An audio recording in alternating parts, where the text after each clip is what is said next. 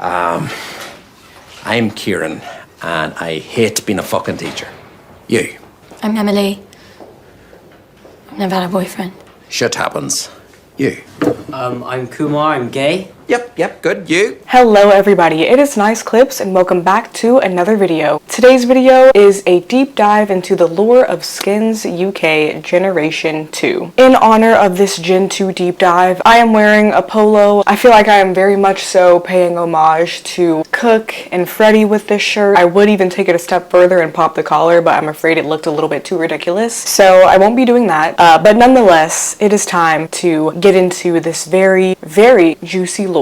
Generation 2 of the hit British dramedy Skins premiered on January 22nd, 2008. This is a little bit different than any other teen drama season premiere because this time, instead of it being a continuation of the lives of all of the characters we got to know and love so well in the previous two seasons, this time we got a brand new cast of characters. The only character the audience was really familiar with was Effie Stoneham, who we were introduced to in the previous seasons as Tony Stoneham's mysterious and alluring little sister. But in this generation, Effie takes center stage along with all of her friends. And let me just tell you guys, this generation is very messy. And as you can see over here for this video, we are going to have a little game, the cheater tracker, because one thing about this generation is that they were cheating, okay? When I tell you everybody and their mother were cheating on each other, that's not an exaggeration. Like literally everybody and their mother. So yes, it's gonna be fun. Alrighty, so let's get into it and talk about our character overviews. Up first, we have none other than Effie Stoneham. I'm actually gonna read a caption from an Instagram post that I found not too long ago. It's just a little passage that I think perfectly sums up Effie's character, and I just thought it was worded so beautifully and so accurately. This is from an Instagram page called Sign Movie, and it says, Effie Stoneham isn't just a character, she's an era. With her smudged eyeliner, razor-sharp wit, and haunted stare, Effie became the dark, magnetic heart of Skins. She said little, but her silence spoke volumes. Her rebellion wasn't loud, it was laced with mystery, pain, and power. She walked through chaos like it was her natural habitat, drawing people in and burning through them like a flame. Effie's journey was raw and unfiltered. From the enigmatic little sister in season 1 to the broken, complex lead in later seasons, she showed us what it meant to unravel and rebuild. Behind the cool exterior was a girl battling depression, isolation, and the fear of feeling too much. She didn't ask for attention, she couldn't help but command it. But Effie was never just the sad girl aesthetic. She was survival. She was resilience dressed in combat boots and smeared mascara. She was vulnerable, masked in apathy, brilliance buried under breakdowns. So yeah, that's Effie. She truly is one of my favorite characters right after Cook, Sid, and Chris. And I feel like that's kind of an unpopular opinion to have these days because a lot of people kind of reduce her character to just, like the caption said, the sad girl. And a lot of people say she had no personality outside of being sad and pretty and edgy. But I think there is really so much more to her than that. I do agree that there are some qualities that she had in the first gen that the writers failed to carry over to the second gen. However, I just tend to not agree with people who say that Effie was badly written in the second generation and that she had no personality and just was there to ruin Cook and Freddie's relationship.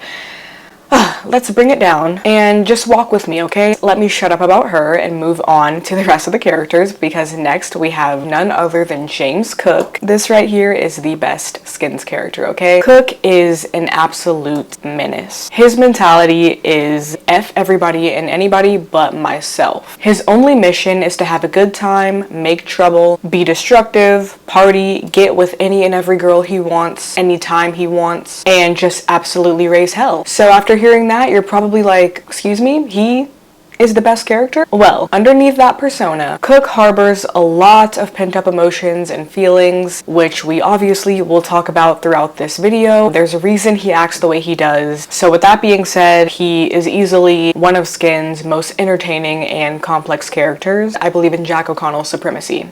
Okay, up next we have Cook's best friend, Freddie. Freddie, Cook, and JJ right here are kind of like a three musketeers type of group. The three of them have been best buddies since they were kids, so this is our little trio here. Freddie is a lot more tame than Cook. He's pretty much your average teenage boy. He's an overall nice guy, but he has his faults as well. A lot of the fandom says that Freddie is a really boring character. His episodes are some of my favorites, but you know, when you're up against interesting, complex characters like Cook, Effie, Emily, you can't just be average. And Freddie was just a little average. And then, like I said, the third member of this little group is JJ. I love JJ. He is so sweet. He did nothing wrong. JJ is autistic, and I think this portrayal and representation of neurodivergence in the media was done really well with his character. The way he struggles with social issues and being taken seriously amongst his friends, and being in a position where he kind of has to pick and choose between his friends because everyone just sees him as the weird one, when in actuality he is like the only normal one. Next we have Emily and Katie. Emily and Katie are twins. Katie over here is more fierce, while Emily is a little bit more shy. Katie doesn't really have trouble making friends or pulling love interests like Emily does. Emily is a little bit more insecure, and a lot of that is due to Katie because Katie is a freaking bully and she just insists on Emily being her shadow. Later on, we really learn that this is due to some of Katie's own deep-rooted insecurities. Another huge thing about Emily is that she is gay and she is in love with this girl right here, Naomi. Naomi, she is like a wild spirit, I would say. She doesn't like to be held down or labeled. In season 3, she's really just figuring things out as teens do, but I'm just gonna tell you guys this right now. Let's just get it out there. I cannot stand Naomi. I do not like her. Alright, so next over here we have Pandora. Pandora is Effie's best friend, and she's also the only other character in this group that we saw in Generation 1. She was introduced in Effie's season 2 episode, and that's when they met and became friends. They are the definition of black cat and golden retriever friendship. While Effie is dark, quiet, alluring, and wise, Pandora is more so loud, wacky, kind of annoying, and naive. And finally, last but not least, we have Thomas. Skin's holy trinity of underrated characters: Thomas, Maxie, and maybe JJ. Thomas is from the Republic of Congo, and he comes to the UK as a newbie. He's very sweet, very kind, friendly. Okay, so that was our main group of characters, but I also have two side characters. Over here we have Karen, who is Freddie's older sister. And then finally we have this girl way down here. This is a girl named Sophia. She does not appear until the 4th season. So with that being said, let's get into the lore. Season 3, episode 1.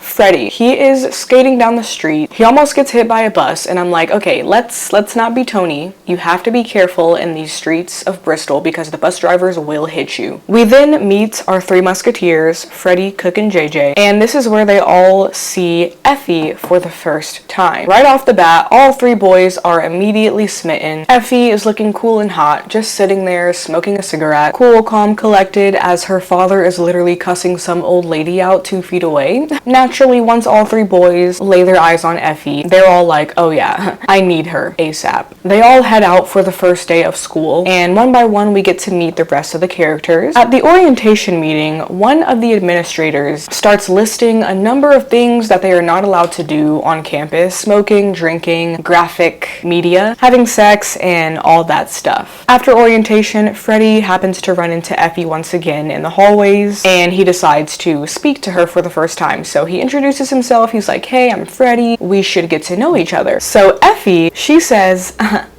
you like me, but your two buddies over there, Cook and JJ, they want to get to know me too. So she immediately makes it a game. She is a Stoneham after all. It's the Stoneham way. She and Tony, whenever they see an opportunity to be tricksters, they grab it, no matter whose feelings are going to end up hurt. So Effie makes it a game. She hands Freddie a list of the stuff that the administrator mentioned that they're not allowed to do on campus, and she tells Freddie, whichever one of you finishes this list by the end of the day, that is the one who can get to know me. The game is on, Freddie.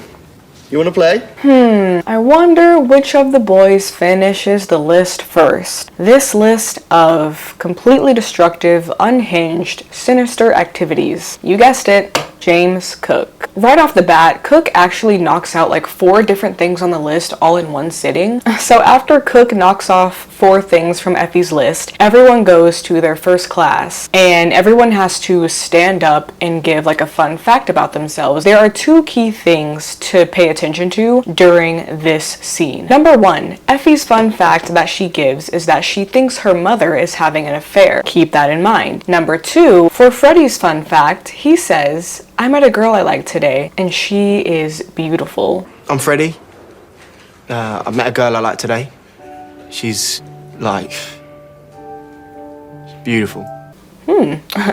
Okay, Freddie. Very sweet. I mean, I would definitely fold if that happened to me in high school. However, Effie, even though she is visibly very touched by Freddie's comment, she promptly blocks this romantic gesture by immediately getting up, going to the office, and having with Cook. This is the initial foreshadowing to Effie's behavior in her relationships for the entirety of the rest of the show. Honestly, we already got a little bit of that personality trait in Gen 1 when she would talk to Tony about like her stance on love and caring about people. Love, love, love.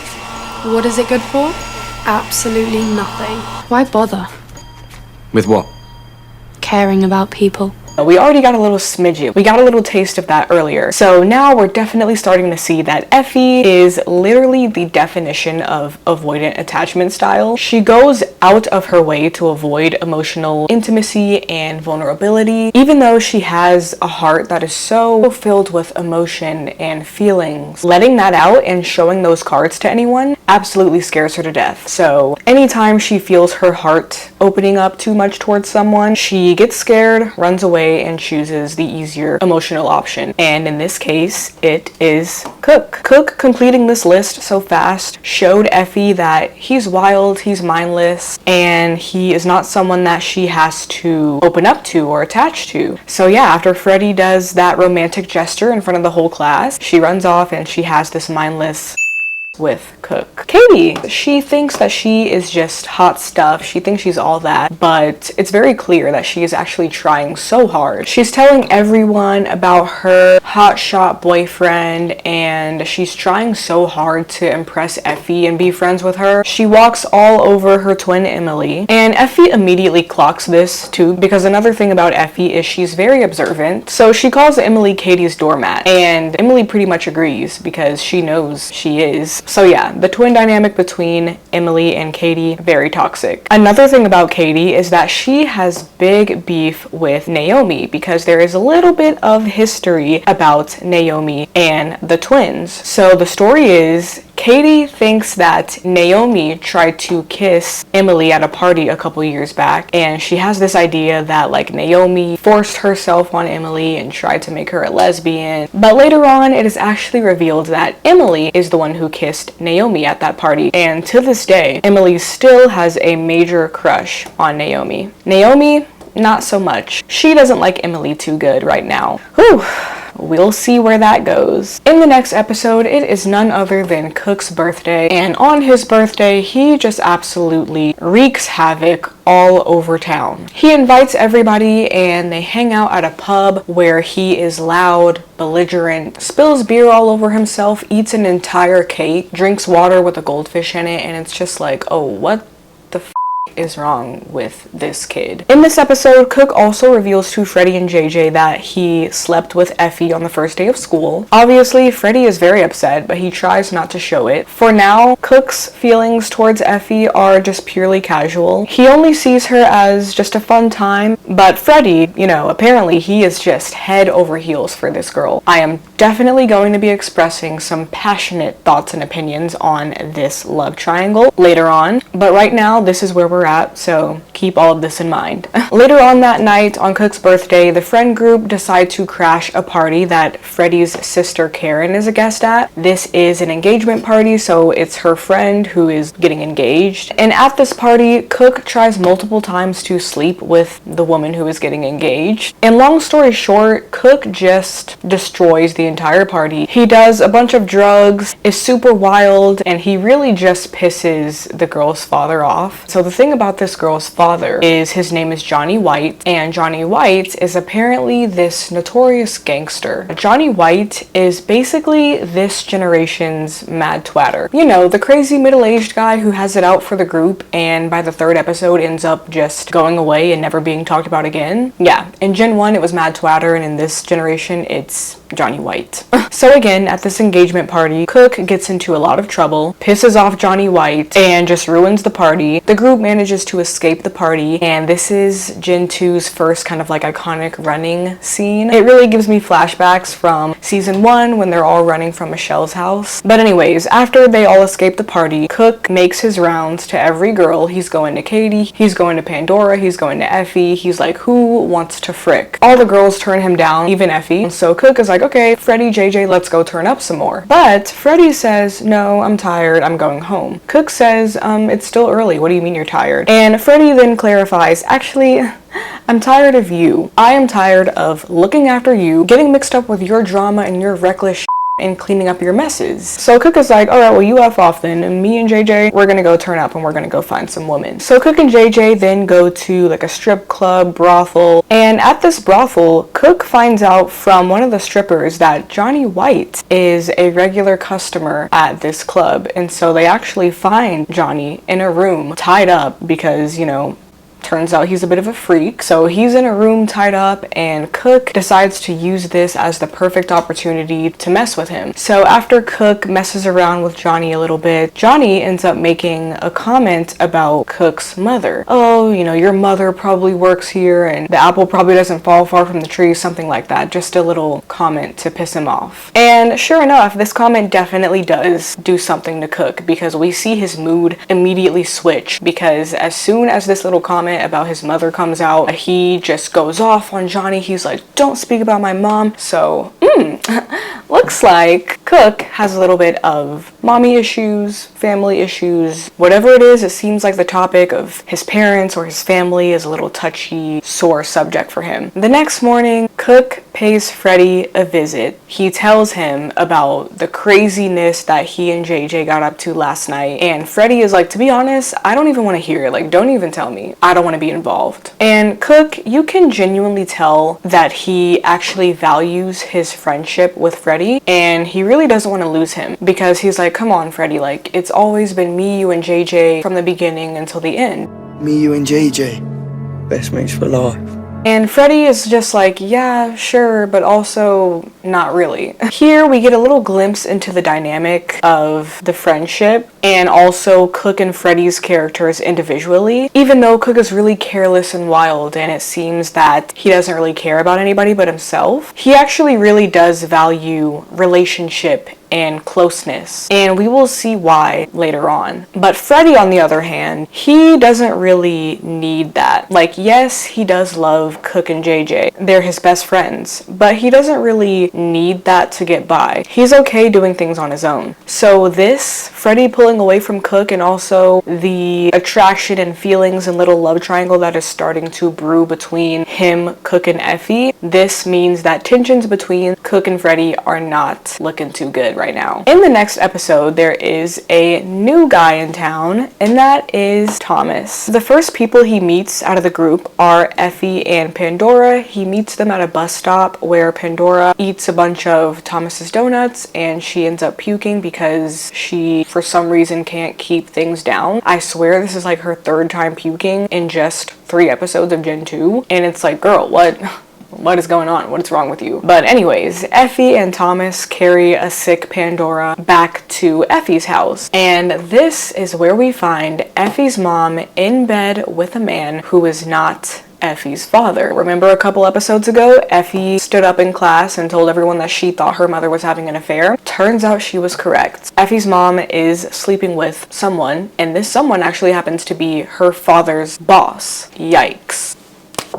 Ding, ding, ding, we got a cheater, woo! So, until the rest of Thomas's family arrives in the UK, he is squatting in a random apartment. Turns out, this apartment building happens to be owned by none other than Johnny White, the gangster from the previous episode who had beef with Cook. So Johnny pays Thomas a visit, and he tells Thomas, you better have a down payment to me by Desperate Housewives on Thursday at 4. I want £300 deposit by Desperate Housewives on Thursday. You know what, Johnny, I get it. Don't make me miss Desperate Housewives housewives. Pandora really likes Thomas's vibe, so after school she ends up taking him to her aunt's house. Turns out Pandora's aunt is just growing weed in her house. So when Thomas sees this, he's like, oh yeah, I'm about to jump on this as a money move. So Pandora and Thomas together, they collect some weed for him to sell, and during this they find out that they really like each other, so they kiss. Effie and Pandora gather the rest of the friend group to help, and they bring Thomas to a party where he is able to sell this weed. However, turns out that this party just happens to be Johnny White's party because he, for some reason, happens to run everything in town. So it was his apartment building, and now this is his party, and when he sees Thomas pushing drugs at the party, he gets upset. Johnny and Thomas end up deciding to settle this disagreement by having a duel of eating hot peppers. Yes, you heard me correctly. They eat hot peppers, and whoever eats the most hot peppers without flinching wins. And this scene makes me die laughing. It's so funny because Johnny White is like, if I win, then my men get to like kidnap your friends and assault all the women, and his guys are just like, no, like we are not doing that. And Johnny is just like, oh, shut up, I'm talking dangerous. For fuck's sake, I'm talking dangerous. Can nobody talk dangerous anymore? And it's just absolutely ridiculous. Long story short, Thomas eats a whole bunch of peppers without flinching, and when Johnny tries to do it, he ends up his pants. So Thomas gets to stay in the apartment without paying. So Thomas is now friends with the group, and he invites them all over to the apartment where they all drink, smoke, and Pandora and Thomas are actually about to have. But this is when Thomas's family arrives, and when Thomas's mom sees the activity that they're all getting up to, she's like, oh no, you're leaving. Pack your bags and let's go. So yeah, unfortunately, Thomas now has to leave and go back home. Pandora and Thomas, they do agree to continue to carry out their relationship long distance, so Thomas is leaving for now.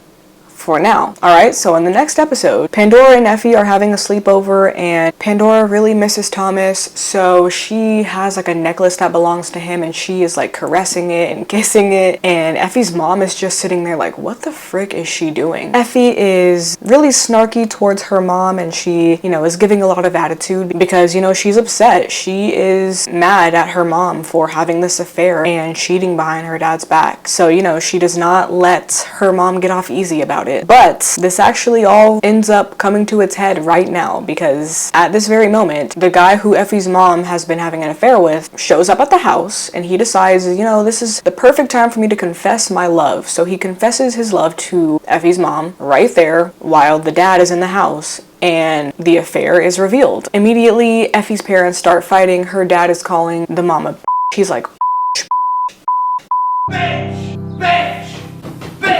and he packs his stuff and he leaves. So obviously this really upsets Effie. She runs off and she starts crying. And something that really stands out to me here is Pandora. She tells Effie, don't cry. Effie immediately responds with, I'm not crying. So again, with this avoidance of vulnerability, Effie just has to be strong. She has to be controlled and show no emotion, like nothing bothers her. Nothing affects her. Nothing can ever get to her. Nobody breaks my heart. That is the persona that she has worked very hard to build for herself. This episode also happens to be Pandora's birthday, and she is throwing a sleepover party. A couple of things happen at this party. Pandora's mom decides she wants the girls to make brownies, but Effie and Katie end up spiking these brownies with drugs because these people literally cannot do a single activity without being high, and it's very sad. So Effie and Katie spike the brownies, and Pandora's mom ends up eating a brownie not knowing that there are drugs in there, and she gets high, and all the girls get high as well, which really upsets Pandora. So not only is she really upset about Thomas being gone, but now she's upset at Effie, and she tells Effie, you ruin everything, and you think you can just go around doing whatever you want just because you're depressed.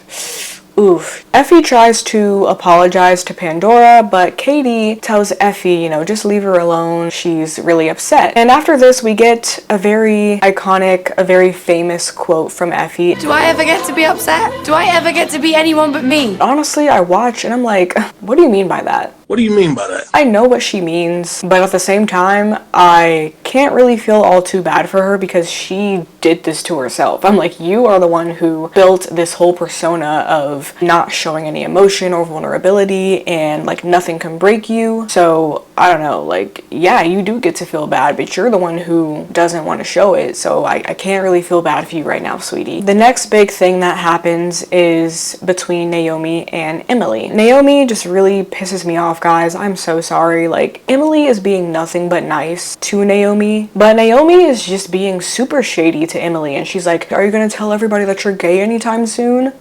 And she tries to pretend that she's straight, and I'm just like, girl, you're not fooling anyone. And lo and behold, 5 minutes later, she is making out with Emily, and she is enjoying it, okay? Cook. He has somehow found out about this sleepover and he wants to stalk all of the girls because he is just a horny guy who wants to F all the girls. So he drags JJ along, but not Freddie because like I said, he and Freddie are really not vibing right now, not on the best terms, and JJ is pretty much just going along with whatever Cook does at this point. And I'll definitely explore kind of the individual dynamics that JJ has with both Cook and Freddie during this time of turmoil while Freddie and Cook are beefing because it's definitely really interesting. But for now, Cook somehow finds his way into the house. Effie finds Cook hiding in the house and she really likes the fact that Cook just does not give a frick about anything. And as we know, Effie is feeling really sad and really emotional right now, so she clings on to this mindless energy once again and they have.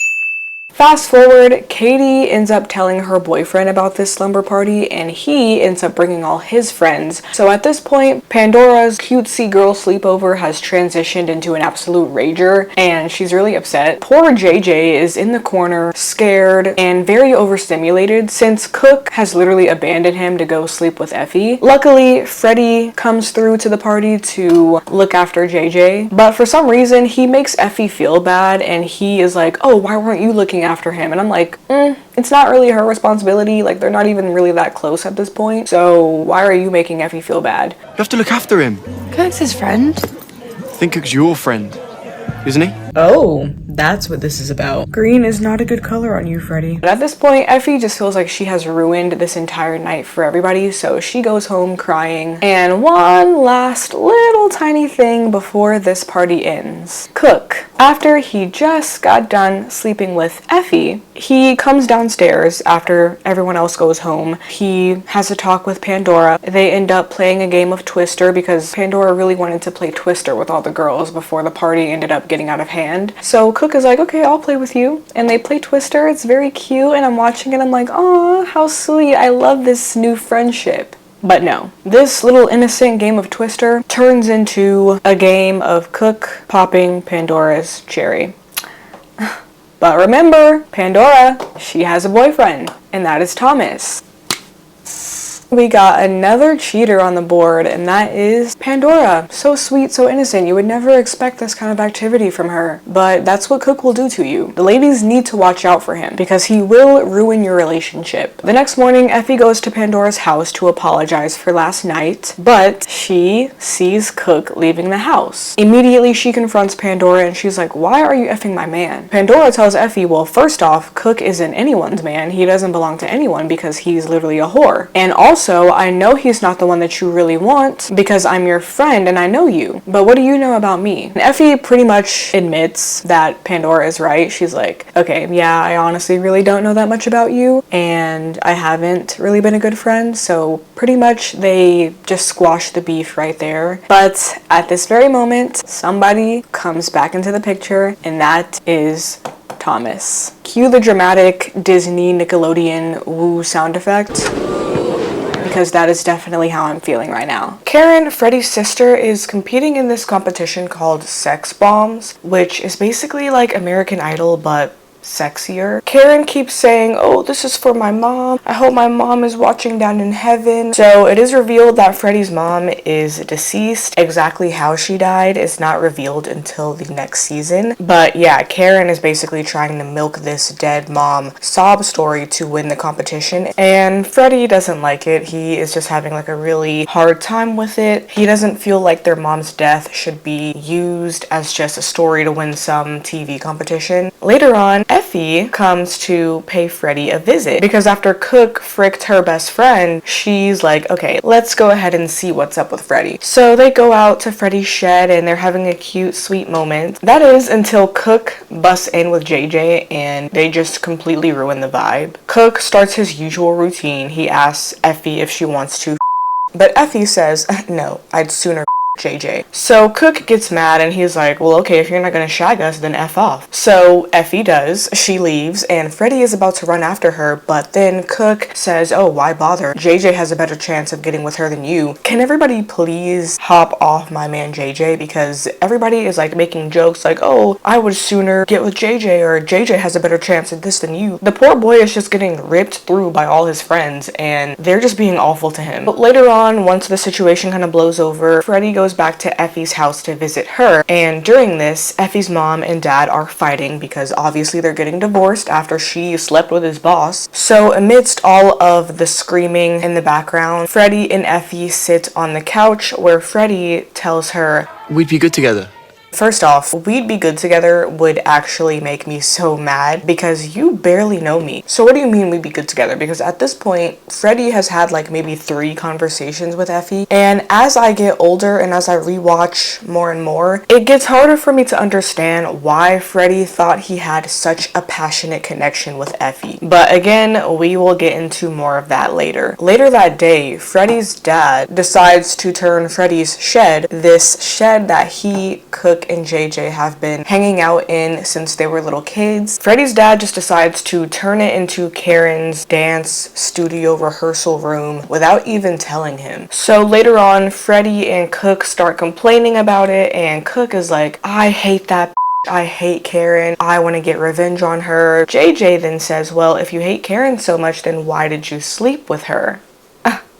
Ooh, JJ. I don't think we were supposed to say that in front of Freddie. But honestly, are we really surprised? Is there a single girl in town that Cook hasn't slept with? It's gonna be hard to find one. So it turns out that Cook and Karen have explored each other's bodies before. And upon learning this information, Freddie literally goes outside, throws up, and then once he goes back home, he berates Karen for it and calls her a whore. Freddie's dad overhears this and then he just socks him right in the face. At this point, Freddie doesn't really have much else to lose. He's beefing with Cook, he's at odds with his family, so he goes to see Effie, kisses her, and just confesses that he likes her and wants to be with her. So he's like, at this point, you know how I feel, you know where I stand, the ball is in your court. Fast forward, Karen ends up losing this sex pom competition. Freddie and her dad are comforting her, and this is when Cook and JJ come through. And Cook is just so happy. He's like, yes, that lost, let's go celebrate. Cook and JJ then go inside and Cook reveals to all of them that actually the reason why Karen lost is because he set it up that way. It turns out that he told everybody at the pub to vote against Karen. At this point, Freddie is completely done. Like, Cook has already been on thin ice with him, so at this point Freddie grabs Cook, is about to punch him, but instead headbutts him. Then Cook grabs Freddie and is about to punch him, but then he kisses him. See, why are people fighting over Freffy versus Keffy when Frook exists? Maybe this is the superior ship that we missed all along. Anyways, Cook tells Freddie that he loves him, and then he demands JJ to leave with him, but before leaving the house, Cook punches the family photo. This scene has so much tension, and I feel like there is just so much to unpack. The dynamic between Cook and Freddie is one thing, and then the dynamic between Cook and JJ is another. It's interesting to see how JJ attaches more to Cook at this point and goes along with everything he says. I think JJ is scared of Cook a little bit, but also since Cook has this very strong value of friendship and companionship, Cook is the one who always verbalizes and gives assurance to JJ that like it's just us, just me, you, Freddie. So I think JJ also feels like Cook has his best interest at heart more than Freddie does, because Freddie's head is always somewhere else. He's always focused on other things, i.e. Effie. Like I mentioned before, Cook needed Freddie and JJ, but Freddie didn't really need them. And I feel like because Freddie was starting to pull away, this is a big thing that really angered Cook. And again, we will see why Cook has this constant need for connection later on, but quite often throughout the show, he will always tell people, it's just me and you. It's just me and you now, Jay. It's you and me, mate. It's you and me, babe. And it's very sad because you can kind of tell through this that like people always leave him and he just wants someone so bad to call his friend or to call his partner and just to be with. Okay, so last thing in this episode is after this whole thing goes down between Freddie and Cook, Cook goes to Effie's house again. Even Effie's mom is tired of it. She's like, please catch a hint and leave. Honestly, I would do the same because if I had a daughter and I kept seeing this boy coming to my house over and over again, I would just tell him, give it up, honestly. So yeah, Freddie goes to Effie's house and once her mom turns him away, he is walking away leaving, but then he turns around and sees Effie in the window. But not only just Effie, Cook appears in the window as well. And Cook is just standing there like, yeah, now what? Ooh, this is just so toxic. Here Effie goes again with, you know, trying to avoid her feelings. Just not too long ago, Freddie had given his confession to her that he likes her and wants to be with her. And obviously Cook is at odds with Freddie, so this is perfect for him. It's just too much. It's too much. May this type of friendship and love situation never find me, okay? Because I would genuinely crash out. At school, there are student government elections going on, and Emily highly encourages Naomi to run for president. Emily is like, yeah, I know you care a lot about environmentalism and feminism, and it just seems like Emily knows a lot about Naomi, so obviously she is head over heels for her. Later on, Cook walks up to Naomi and proposes that he have with her because is there a single episode, is there a single moment where he is not trying to get with one of these girls? The answer is no. And honestly, Cook and Naomi have a really fun dynamic. They're like teasing each other. Cook wants to have with her and Naomi is like, you have a better chance of winning school president. So Cook is like, oh, I see that as a challenge. So I'm gonna run and if I win, then we get to fool around. Ugh, slimy behavior. Later on, Emily shows up to Naomi's house to encourage her once again to run for this student president. And Naomi is once again very rude to her. She calls her annoying. And yeah, to be honest, Emily is pretty annoying. But it's very clear that Naomi's aggravation is rooted in the fact that they have some romantic history that she doesn't want to face. So Emily humbles Naomi real quick and she says, I just like hanging out with you and I just want you to run for president because I think you'd be good at it. It's that simple. I don't want to kiss you and frick you every time I look at you. Yes, Emily. Get her. Get her, Jay. After this, now Naomi all of a sudden wants to hang out with Emily. So they hang out for the night and it's really cute. They have a sleepover and the next morning, you know what Naomi does? Naomi just gets up, leaves for school and just leaves Emily there. I swear, Naomi acts just like a man in a situationship. As a situationship survivor myself, Naomi is triggering. She's acting just like that.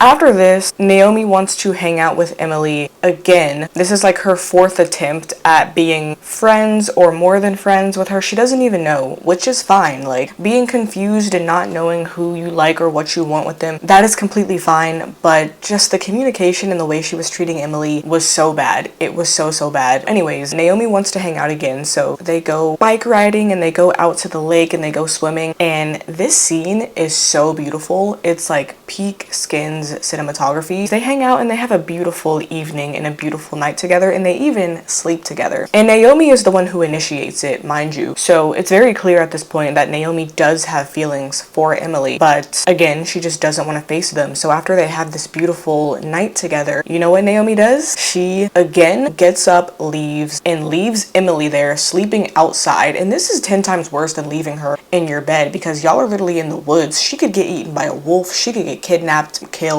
So what are you doing? Like, this is so rude. Emily hears Naomi leaving and immediately she gets up and she says, don't you dare leave me in your bed again. And she basically calls Naomi a coward. She says, I know you're lonely, so be brave and want me back. So be brave and want me back. This scene is just so heartbreaking. Like, the way Emily's voice cracks when she says it, it's like, ugh.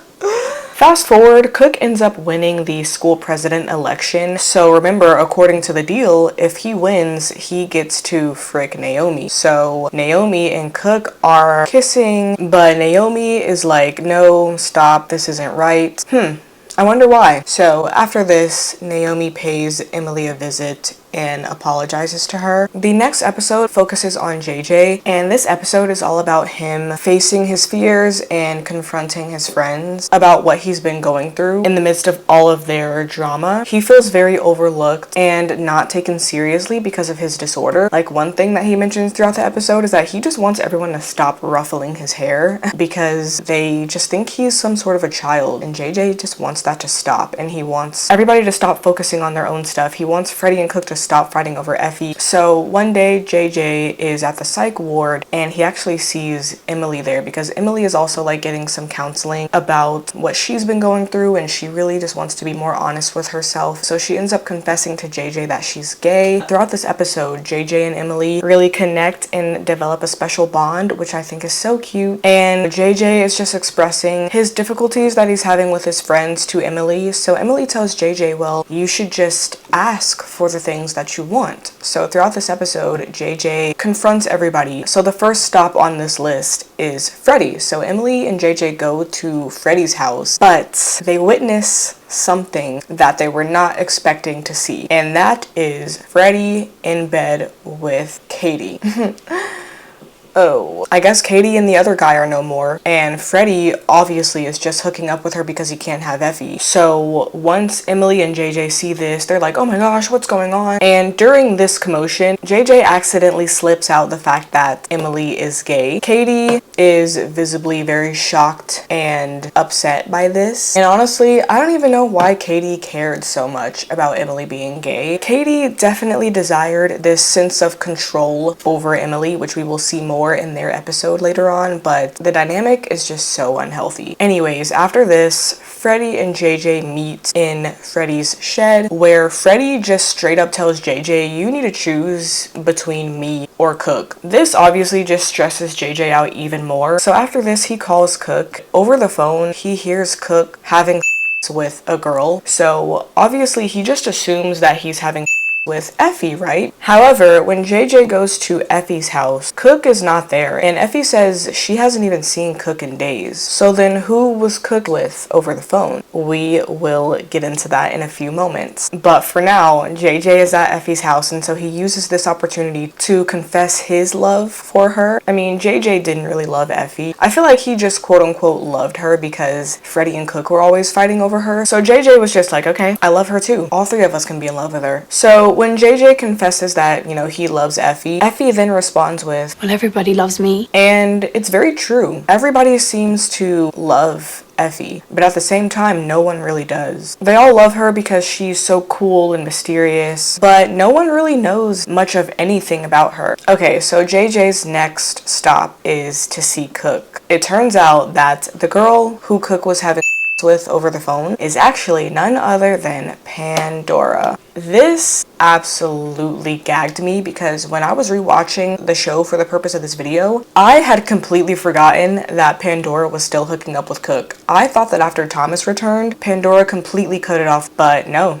Turns out they are still sleeping together. Thomas does not deserve this. The fact that Pandora is cheating on him is like, for what? What are you getting out of it? Like, Cook cannot be that good in bed. I'm sorry. And also, not only are you cheating on Thomas, but you're also just being a terrible friend to Effie, because I don't care if they are just effing no strings attached. Like, you cannot F your best friend's F buddy. It can't work like that. Anyways, JJ goes inside to talk to Cook. He pretends that he didn't see Pandora, and they have a very interesting conversation. JJ asks Cook why he's always doing things if he knows they're wrong. Cook says, well, JJ, that's just life. You gotta get in there and never stop. JJ says, okay, but what about other people's feelings? And immediately Cook responds with, F other people's feelings. This seems really selfish now, but I'm telling you guys, when we dive deeper into this character, it all makes sense. Honestly, at this point, you don't even really need to dive deeper because you can pretty much tell that like these responses are stemming from people in his life not caring about his feelings. At this point, JJ completely snaps and he tells Cook, I want you to care about people. I want you to care about me. I just want to give JJ a big hug. And Cook does give him a hug. So thank you, Cook. After this, everyone goes to a party. Since Freddie and Cook are pissing JJ off, JJ decides to teach Cook a lesson and mess with him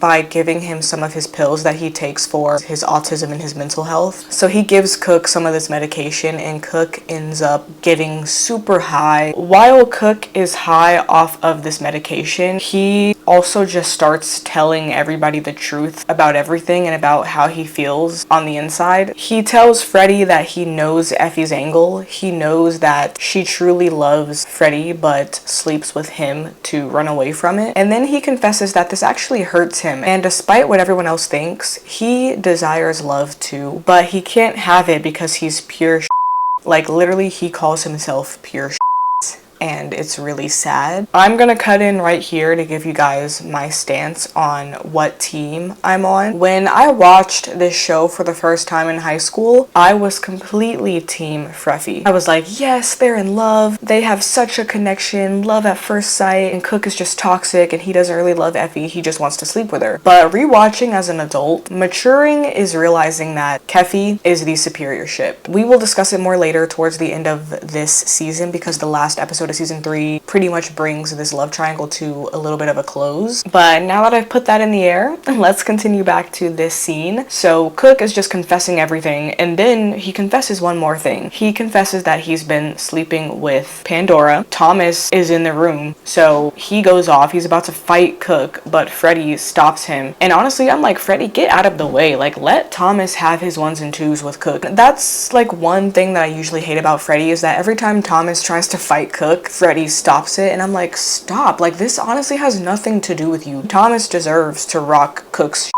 and I wanted to see it, but every time it was about to happen, Freddie steps in and is like, stop, and is trying to create peace. And I'm like, you're not creating anything but pissing me off. That is what you're doing. The next episode is Effie's episode, and this is one of my favorite episodes in the entire show. So at this point, it's clear that Effie is getting a little bit bored of the mindless with Cook. After they do it in this episode, Cook immediately storms out after they're done. So Effie is like, you know what, I'm tired of this. I'm gonna go visit Freddie again. And it seems like this time she is gonna tell him that she's ready to fully be with him. However, when Effie steps into Freddie's shed, she sees Freddie kissing Katie. Katie looks like she is getting a real good kick out of this. She calls Freddie babe. She holds his hand in front of Effie and then proceeds to ask her to drive for a little camping trip that they have planned. If I were Effie, I would have been like, no, find your own car, find your own driver, because after seeing her with the person I want to be with, you couldn't get me to do that in a million years. But Effie agrees to drive. They all go on this camping trip and they don't invite Cook because since Freddie doesn't like Cook, neither does Katie since they're together now. Later on, Cook shows up at Effie's house to hang out. Like, he brings a bunch of food and he brings a cake, and it's honestly really cute. It looks like he's actually looking forward to hanging out with her, but Effie's mom is like, no, she's not here. Her and her friends left to go on a trip. Bye, get out of my face. So yes, they're on this camping trip. Also, real quick, can we just talk about Effie's makeup in this episode? It is so stunning. If I could do my makeup like that, all of my problems would be solved. I mean, I could, but I'm just too lazy for that, unfortunately. So they all arrive to the camping destination, and immediately Katie steals Pandora away from Effie. So not only that, but also Effie just hates seeing Katie with Freddie, so obviously Effie is not really vibing with Katie right now. Effie goes off by herself and she ends up spotting some mushrooms. She goes back, tells everyone, hey, I found some mushrooms, let's take some, and everyone is pretty much on board except for Katie. So everyone is going to take some, and Katie tells Emily, don't you dare. But Emily gives Katie a little look and she takes some anyways, and I'm like, yes, Emily, period. So this is the first sign of like a little bit of growth, because episode 1, 2, 3 Emily would have never gone against Katie. So fast forward, everybody's tripping, everybody's high, they have sparklers, they're having fun, everything is a vibe. But from here on out, this is where things start to get very, very messy. So first things first, Cook shows up, makes a surprise appearance, and literally starts spilling all the tea. He tells everybody that he's been sleeping with Pandora, and Effie is like, wait, Pandora, I thought it was just that one time. It was just the one time at your party, right? So now Effie is beefing with Pandora. Pandora is beefing with Thomas. Thomas is beefing with Cook. Cook is beefing with Freddie, and Katie is beefing with Effie. And at this point, I'm like, are y'all even friends? Do you guys even like each other? Because in the first gen, you know, they had their drama and they had their conflicts with each other, but for the most part, they were all friends and they loved each other. But this generation, I watch and I'm like, you guys literally don't even like each other. So after this, Katie decides to confront Effie in private to tell her exactly how she feels about her. Katie calls Effie a desperate whore and starts getting on top of her and pulling her hair. Honestly, it's kind of impossible to tell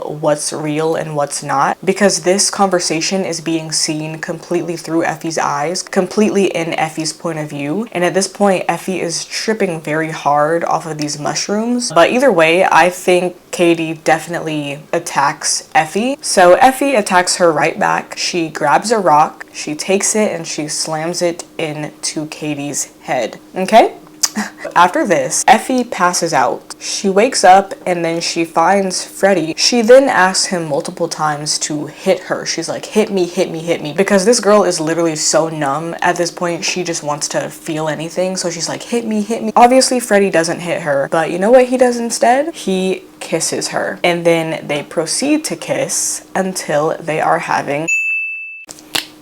We got another cheater on the board, woo! Okay, so the next morning, once everybody wakes up, Effie feels nice and refreshed because she just sealed the deal with Freddie, the guy that she has wanted to be with this entire time. But Emily notices that Katie is gone and she's like, where's Katie? And immediately Effie is like, oh shoot. So everyone starts searching for Katie and they cannot find her. Eventually they just have to call the police and go home. So Effie, not doing well. Okay, she is freaking out. She's crying. She's calling all of her friends, super worried. Eventually Freddie does call Effie and tells her that, you know, they found Katie, she's okay, and she's at the hospital. So Effie goes to the hospital, and when she gets there, Freddie, Pandora, and Emily are looking at her with disgust. So obviously Katie has told them what happened. She has told them that Effie hit her upside the head with a rock and left her there to die. So yeah, everybody obviously hates Effie now. Everybody already hated Cook. So at this point, since Cook and Effie have been outcasted from the friend group, they have nobody but each other. So at the end of the episode, they run away together. A little bit of time passes. Naomi tells Emily that she is going away for the summer. She's acting really avoidant as usual, but then she kisses her. They go back to Naomi's house, they sleep together, and Emily asks Naomi to go to the school dance with her. But Naomi, she says, nope, don't want people to know about us. Oh my god. I am so sick and tired of these games. Like, I can only imagine how Emily feels because I'm not even in the relationship. I'm just watching it and I am exhausted. Emily was way too in love with Naomi and I feel like Naomi was just not ready for it. So I am just like behind the screen begging Emily, like, please cut her off. You deserve better. So after she leaves Naomi's house, Emily is waiting for the bus. She's crying. She's barefoot in the street. And then she sees Thomas, who actually gives Emily his shoes and his jacket. And he just gives her some words of encouragement and comforts her. I just believe in Thomas supremacy. Like, he was such a friend to everybody in the group. I feel like we just don't show enough love and appreciation for my king. Emily then goes home, and at the dinner table, we see how the rest of the family is super toxic and weird. We already know Katie has an issue with Emily being gay, and in this moment we also learn that their mother also has a big issue with it. Everyone is asking Emily where she's been and why she looks like she's been crying, and at this point Emily is just tired of hiding, so she just comes right out and she says, I just got back from nailing this girl that I like. After dinner, Katie and Emily have a heated argument. Katie has the audacity to tell Emily, oh, you're just messing around with Naomi because you're looking for attention, because you're jealous of me. I get more boys than you and I look better in clothes than you and da-da-da-da-da. Are you actually kidding me? So it's very clear now that this whole time Katie has really been the one who is jealous of Emily. It's giving you're jealous that you have to try so hard for people to like you. You have to try so hard to seek validation from Freddie and Effie. Meanwhile, Emily, she's just unapologetically herself. She doesn't have to try. And Katie is obviously jealous of that. There's even a time later on in this episode where Katie runs into Freddie and she literally asks him, "There's nothing I can do to make you want me more than Effie, is there?" And Freddie shakes his head no.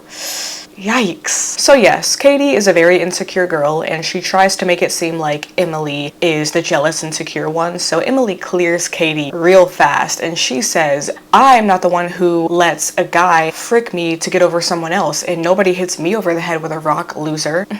I love it. I love it. I love it. I love Emily. Even though Emily, is having a lot of growth and she's really standing up to her family still continues the toxic behavior because her mom actually ends up having a talk with Naomi and she literally bribes her to stay away from Emily. Fast forward, despite everyone trying to make Emily into something she's not, she stands up for herself at the school dance and she tells everyone that she is in love with Naomi. And surprisingly, Naomi accepts this grand gesture and she takes Emily's hand in front of the whole school and they go off together and they tell each other they love each other. And I'm like, okay, Naomi, I guess after all this time you finally are accepting that you love Emily. This little grand gesture really inspires Pandora and Thomas to make up, so they do end up getting back together after the whole Cook cheating scandal. But do keep an eye on both of these relationships because trust and believe when I say that the messiness does not end here with these two relationships. But for now, it looks like everybody is in love, and you know who else is in love? Effie and Cook. Remember how everybody pretty much hates Effie and Cook now, so they ended up running away together? Well, yes, they do exactly that, and they bounce from like city to city, and eventually Cook ends up bringing Effie to visit his father. So yes ma'am, it is finally time to meet one of Cook's parents. It turns out that he lives like on a boat in this really small town, and Cook's father really gives Frank Gallagher vibes in the sense that he has no job, abandoned his kids, and he just does nothing but drink at the local bar all day and piss off all of the local town people. At first, Cook's dad seems rather excited to see him, and like I said, Cook introduces him to Effie, so at this point, Cook really does feel like he has found his little group of people that he can call his own. So he's really happy and he wants to stay in this town, just him, his father, and Effie. So with Effie being by his side through this entire thing, Cook starts to admit that he actually is in love with Effie. And it makes complete sense, right? People come and go out of Cook's life all the time. Even Freddie and JJ hate him right now. But through everything, it's really been Effie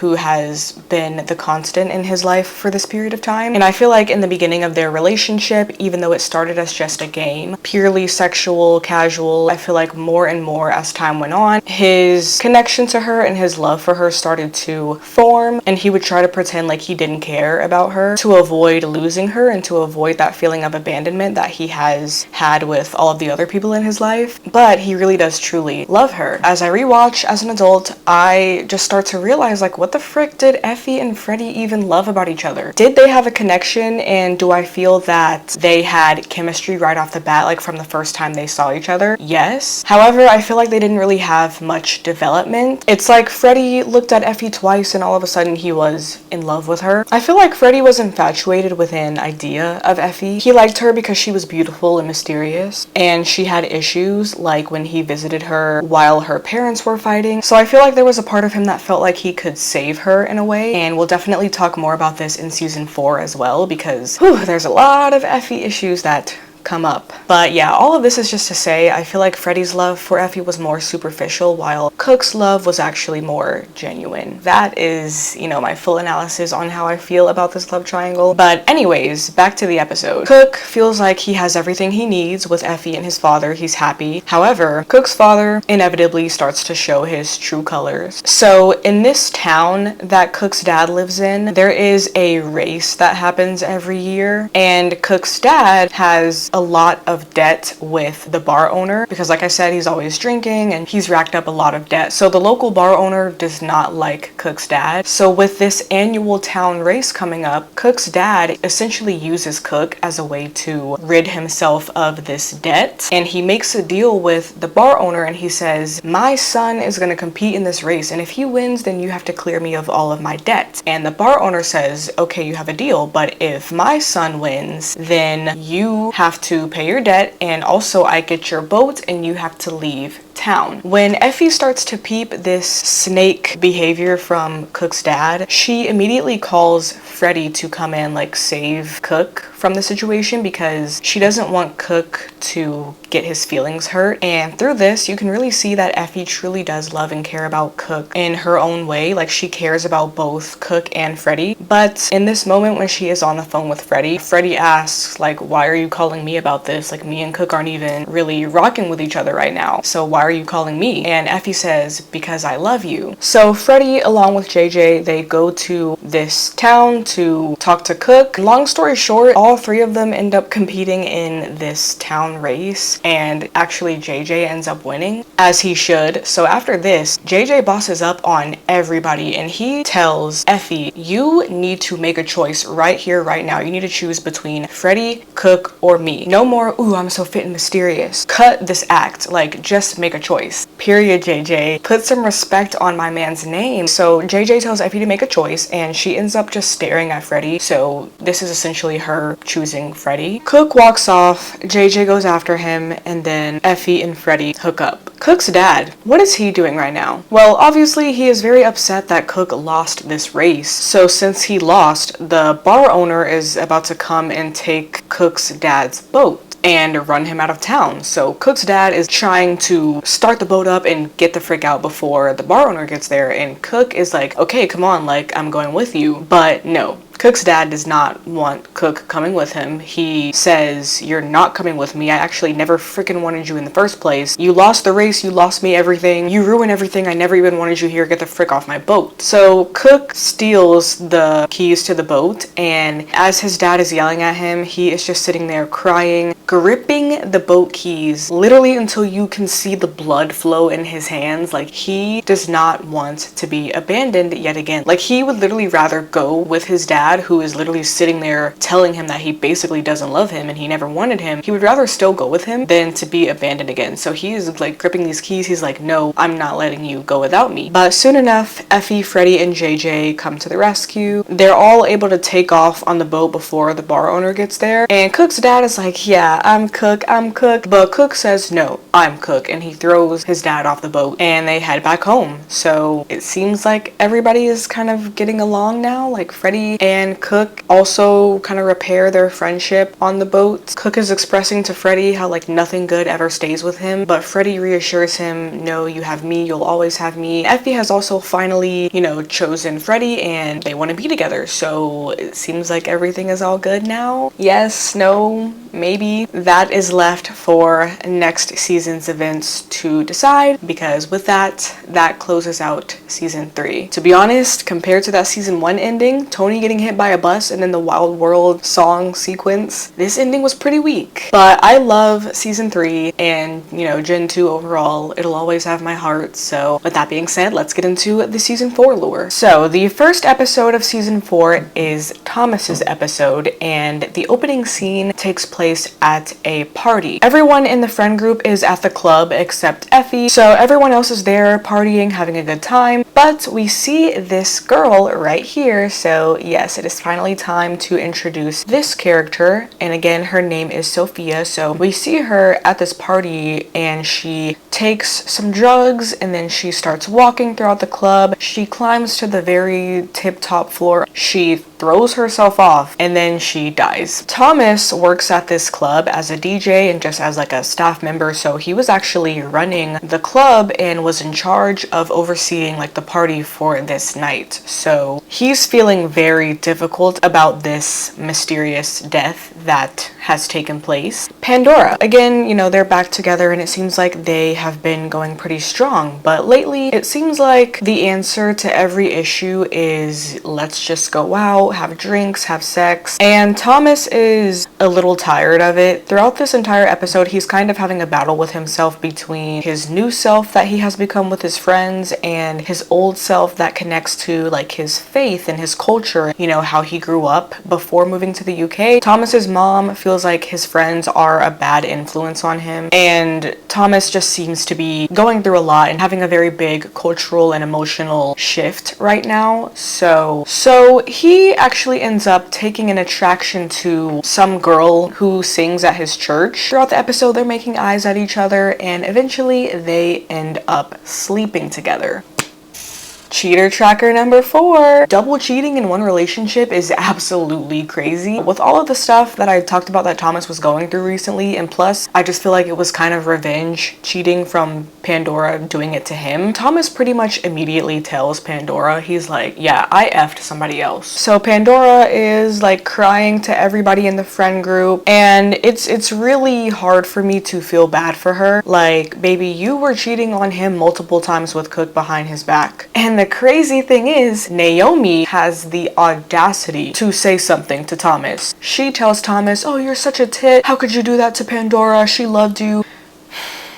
I don't think you guys understand how much I cannot stand this girl, because given how she treated Emily all season and how she continues to treat her this season, she has no right to be saying anything to Thomas. Later on, Thomas actually ends up getting expelled from school because the administration thinks it's a bad look to have somebody who was like so connected to Sophia's death, and it really doesn't make sense. Like, just because he was running the club night and someone decided to throw themselves off of the railing, how is that his fault? I guess they feel like since there were drugs being sold at the club and, you know, she ended up getting some, he is held liable for that. But it just sucks. Like, it really sucks for Thomas. So after this, Thomas tries to get to the bottom of who exactly sold Sophia these drugs on the night she died, and immediately Thomas points his finger at Cook. So they get into a couple of fights this episode, but Naomi actually comes forward and she says, like, stop, I was the one who sold Sophia the drugs. Like, Cook sold them to me, and then I sold them to Sophia. So Naomi's story is that she needed the money, so she just sold them to some random girl who is Sophia.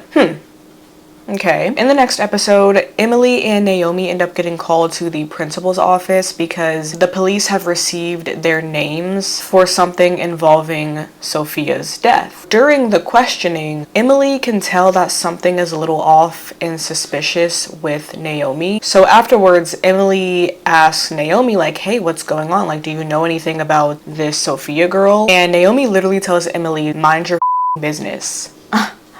Oh, mind you, I'm gonna say this again, the police were given Emily and Naomi's names. So quite literally, this is now Emily's business. So the fact that Naomi is being mean and she's like, oh, mind your own business, oh, it just makes me so mad. Anyways, since Naomi is not telling Emily anything, Emily takes it upon herself to do some research. So she ends up finding Sophia's address. She goes to her house. Emily takes a look through Sophia's room and ends up finding like a university booklet, and in this book is a picture of Sophia and Naomi. So Naomi has obviously lied about Sophia being like a random girl that she sold drugs to at the party. So keep this in mind. But for now, let's run it back to Effie. She is back in town. She's back at school. She goes to talk to Freddie and she tells him that he is the one that she spent all summer thinking about. And it's really cute, I'm not gonna lie. Guys, I don't hate Freddie and Effie. I like them together. But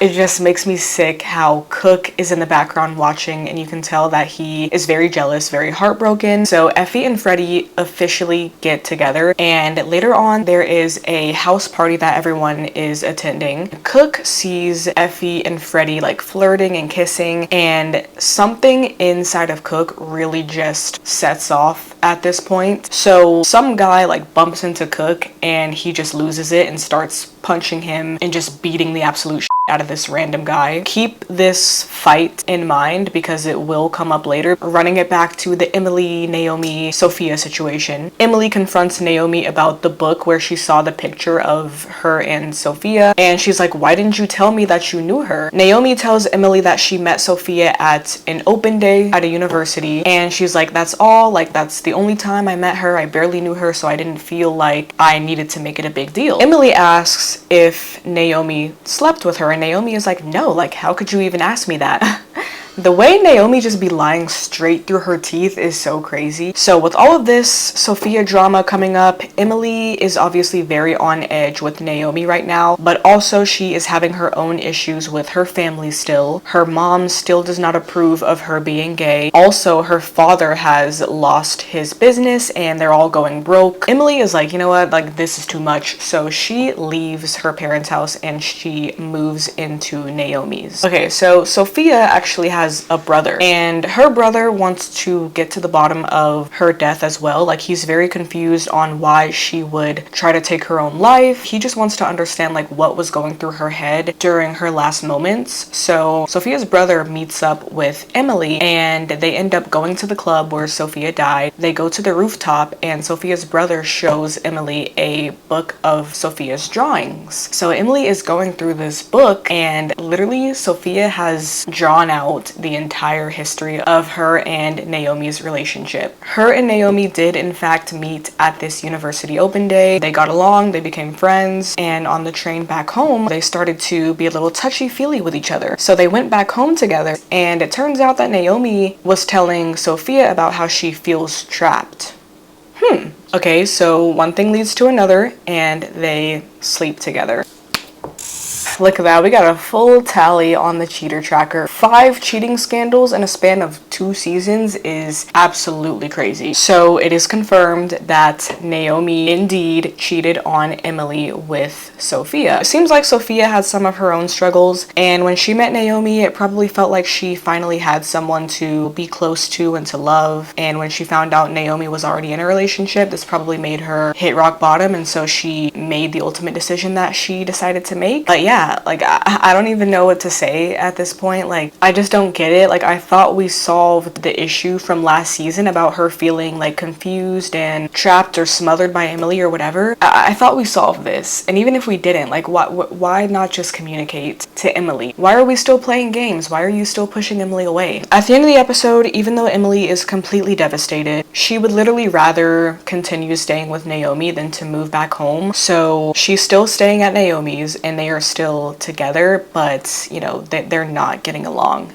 at all. Okay, so remember the little fight that Cook got into at the house party? Turns out bro ended up pressing charges on him. Cook's lawyer urges him to plead guilty, but Cook is like, no, not guilty. So he pleads not guilty and they put him on house arrest until he awaits his trial. Under the terms of the house arrest, Cook has to be living with an adult, so they force him to move back in with his mom. When they tell him like, you have to stay with your mom, Cook is like, hell no, I'm not staying with her. But he has to, or else they will arrest him and put him in jail. So Cook goes to stay with his mom. We actually find out that Cook also has a little brother named Patty. Aww. Cook's mom. Turns out she is an artist and she actually has quite a bit of money. However, from her first minute on screen, you can already tell that she is very unstable. She literally drives Cook home from the police station with a bottle in her hand. The house is an absolute mess. She has some random guy sleeping over. She's always drunk and it's just a mess. Cook goes to school and he sees Effie and Freddie kissing. He is visibly really hurt at the sight, but before he walks into the room, he kind of takes a moment, he takes a deep breath, and then he struts into the room with his normal Cook behavior. This scene, it's really quick, really simple, but it's so heavy at the same time, and I feel like it kind of sums up Cook's character perfectly in one little scene. Someone he loves chooses someone or something else over him. He's hurt, and then he takes a moment, gears up, and he puts on the show that he has been giving every single day of his life. Cook's mom, like I said, she's an artist and she's holding this exhibit at a museum. So Cook goes to visit this exhibit, and Cook's mom has an art project that is titled All My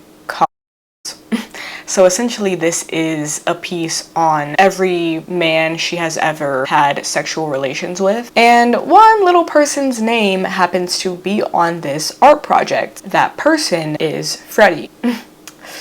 Ooh. Cook confronts Freddie about it. He's like, you slept with my mom? Like, what is going on? What is this about? And Freddie's story about it is actually so not okay. So apparently it was at Cook's 15th birthday party, and from the sounds of it, Cook's mom actually needs to be in jail. And how the viewpoints switch between when I was a kid versus an adult is crazy, because when I used to watch this in high school, I was like, oh my gosh, so scandalous. How could Freddie do that? But as an adult, I'm like, oh, she is a predator. Anyways, later on, the police show up with Cook's little brother Patty, so apparently he has gotten into some kind of trouble, and at this, Cook's mom just starts to lose it. She automatically turns on Cook and she says, this is your fault, everything has been going wrong since you've been back, and she even calls him an infection, and she smashes the TV and just goes crazy. So Cook grabs Patty and they leave. The two of them blow off steam and they just wreck the town together. They go for a wild drive, and Cook lets Patty drive the car. They smash the car. Cook lets Patty smoke a joint. They're just having a full-on rampage. Cook does another one of his "it's me and you," and Patty is like, yeah, no one else understands us. F everybody, F mom. Everybody is just an effing tosser. The look on Cook's face during this is so heartbreaking, because when he sees Patty acting like this with this F everybody mentality, he knows that this is not good. Like, he immediately sees himself forming in Patty, and he's very disappointed by that because he doesn't want that for Patty. Even though Cook lives with that mentality, it hasn't gotten him anywhere good. So he's really disappointed in the fact that it seems like he has instilled this same mindset in his little brother, and that the cycle is continuing. After this, Cook has another meeting with his lawyer. The lawyer is telling him trial is coming up, so you need to come up with a story to convince the jury. So what are you gonna say? Cook starts talking and talking, and eventually he just starts to break down. He's crying, and he essentially says, I beat up that guy because I could not stand the way that Effie was looking at Freddie. So I cracked the out of that kid and I enjoyed it. My mom doesn't care about me. My dad doesn't care about me. This scene is just too good. The emotion, the vulnerability, you can just feel the hurt. He's just so exhausted of people loving him and not loving him back. I want to do nothing more than just reach through my screen and give him a hug. That is all he needs. Like, if someone were to just give Cook a really nice hug, I feel like that would solve all his problems. He's always the one hugging other people. Like, he hugs Freddie, he hugs JJ, but like, who is there to hug him? Please. So ultimately, Cook pleads guilty to the assault charge, and he also confesses that he sold drugs to Sophia. He omits Naomi's involvement. Katie's development this season goes so crazy. Katie apparently has not been getting her periods for a while, so she goes to the doctor and they actually end up telling her that she has premature menopause, which essentially means that she will never be able to naturally conceive children. Obviously, Katie does not take this news well. I could not imagine being told that, and I feel like whether you desire kids or not, just like as a woman, it's never a good feeling to be told that you have the inability to reproduce. So remember how I said Katie and Emily's dad lost his business and they're going broke? So the mom ends up starting her own business, and this business is a wedding planning business. Katie helps her mom with this business, so they work together with a client. The girl throws an engagement party and invites Katie, and Katie is just really going through it throughout this entire engagement party. So first off, they changed the theme of the party without telling her. So she's the only one dressed according to the original theme while everyone else is wearing a different matching outfit. Second off, there is a girl at this engagement party who is currently dating Katie's ex, and she's just being really mean to Katie about it. Third off, the bride announces that she is pregnant. Obviously, this makes Katie feel some type of way because she was just told that she can never get pregnant. So she's dealing with heavy emotions related to that. And last but not least, at this engagement party, she runs into Effie and Freddie. Remember the drama from last season when Katie was dating Freddie and then Effie ended up smashing her in the head with a rock and then sleeping with Freddie? Yeah, so obviously tensions are kind of high between these three. The girl girls from the engagement party are treating Katie like a maid. So Katie ends up bossing up. She pushes and punches one of the girls. The girl says, "Who do you think you are?" And Katie says, "I'm Katie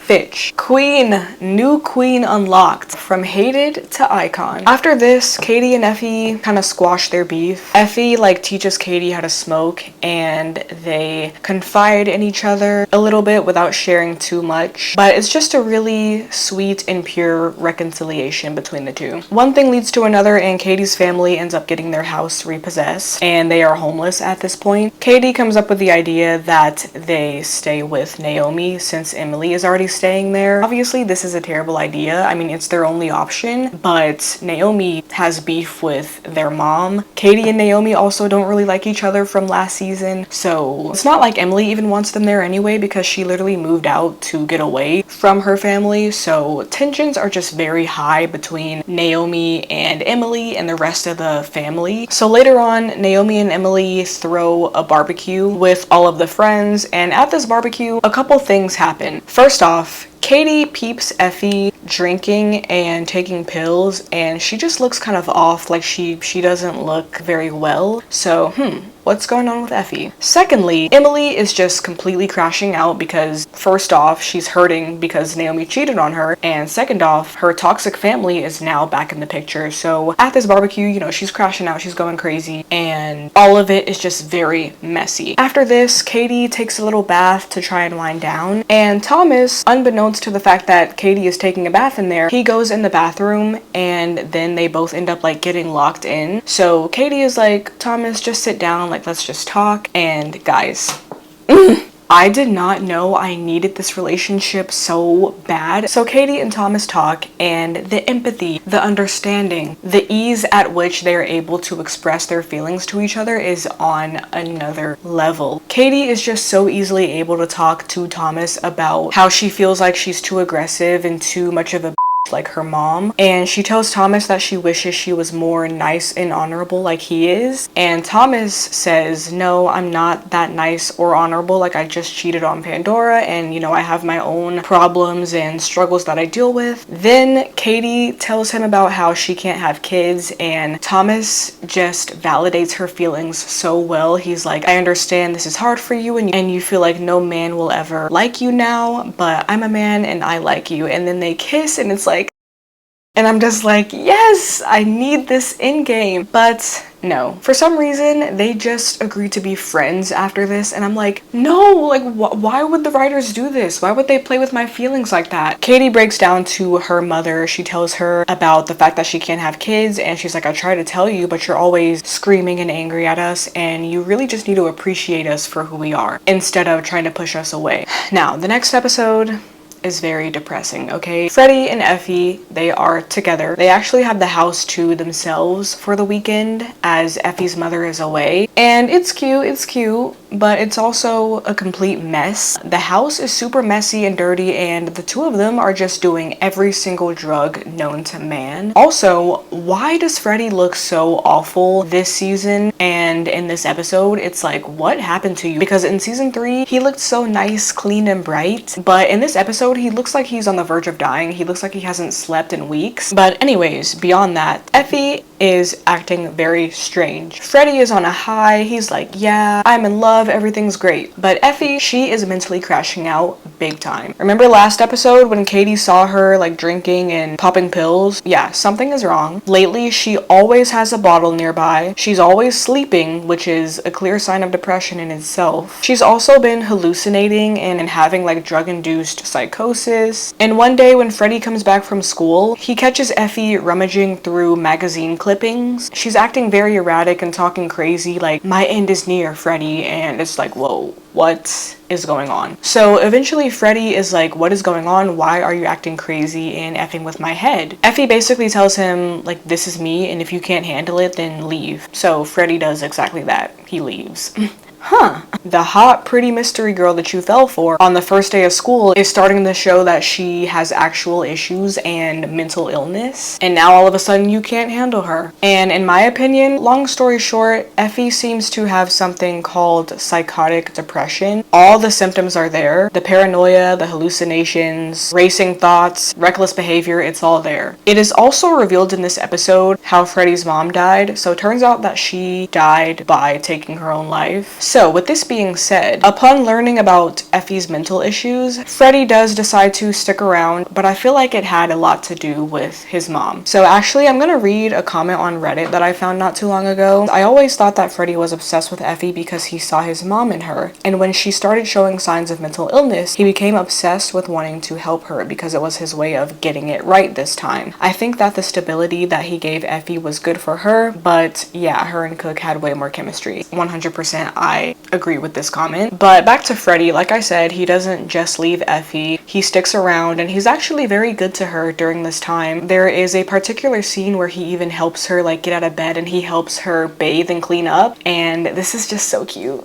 This is the standard, okay? So I don't think Freddy was only obsessed with Effie. Like I do think that he really loved her and it showed. But yeah, anyways, Effie's mental health gets really bad to the point where she actually tries to take her own life. She cuts her wrist in the bathroom and Freddy finds her. This obviously is a very traumatic situation for him given the way that his mom died, and he's tried to do everything he could to help Effie, but ultimately he couldn't. So after this, he breaks down to Cook, and Cook tells him, you know, you did everything you could. You went to the end of the earth, but now you have to go even further for her, for me, and for yourself. Honestly, I wish this episode would have been closer to the beginning of season 4 because they give us a clear name of the mental issues that Effie is dealing with, and then 2 episodes later, Gen 2 is over. And I feel like we just didn't really get much aftermath of Effie's attempt. So we are now nearing the end of season 4 and the end of Gen 2, and this is where the writing just starts to get really crazy. The storylines that they picked were just so bad. So here is what's going on. After Effie's mental break, she starts going to therapy and seeing this psychiatrist named John Foster. This John Foster therapist guy turns out to be a complete psycho. Like literally, this man who is supposed to be very highly qualified and certified in helping people with their psychosis,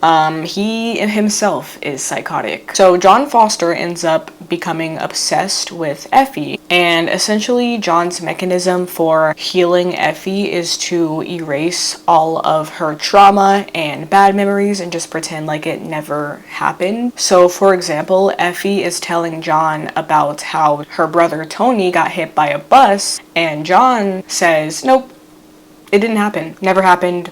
The bus never hit him.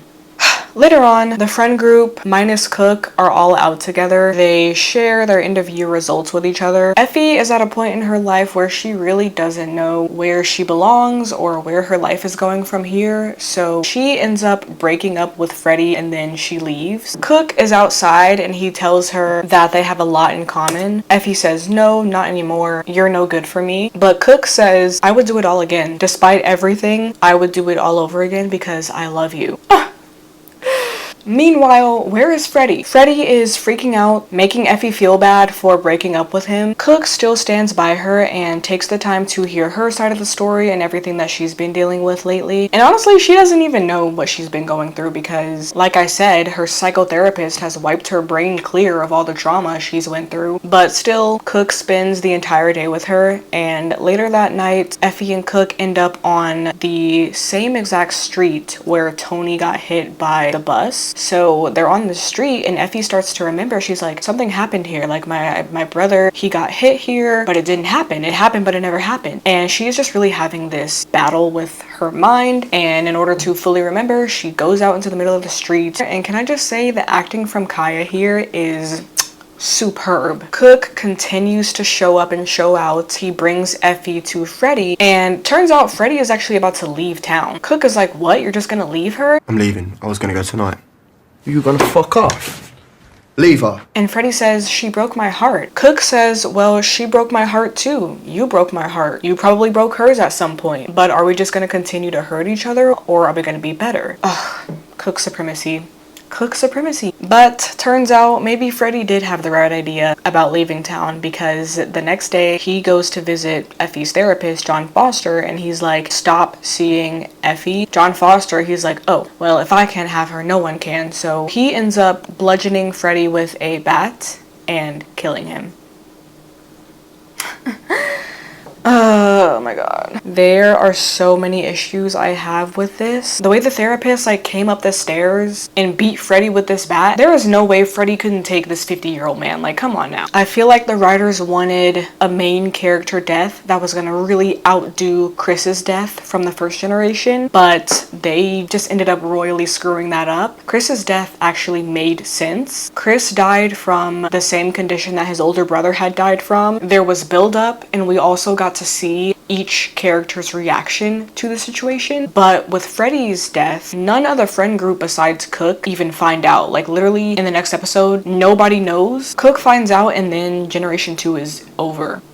The Generation 1 ending was so powerful, so poignant, so emotional and cathartic. I cry every single time I finish Gen 1. But every time I finish Gen 2, I'm just left sitting there like, what the frick was that? And honestly, hot take, but I feel like Freddy's death as it was could have worked if they had just built the situation up a little bit more. Like I said, if Effie's episode had been pushed up to the beginning of the season and we had like the psychotherapist storyline earlier, maybe it could have worked. But for the last episode, the last few things that happen are Naomi apologizes to Emily and confesses her ever-dying love for her. And honestly, like, if I were Emily, that would have been my complete last straw. But she forgives her and they get back together. Thomas also ends up getting an athletic scholarship to university, and it turns out he's also going to the same university as Pandora. So maybe they make up and get back together and end up together. I mean, honestly, as I expressed, I am team Thomas and Katie.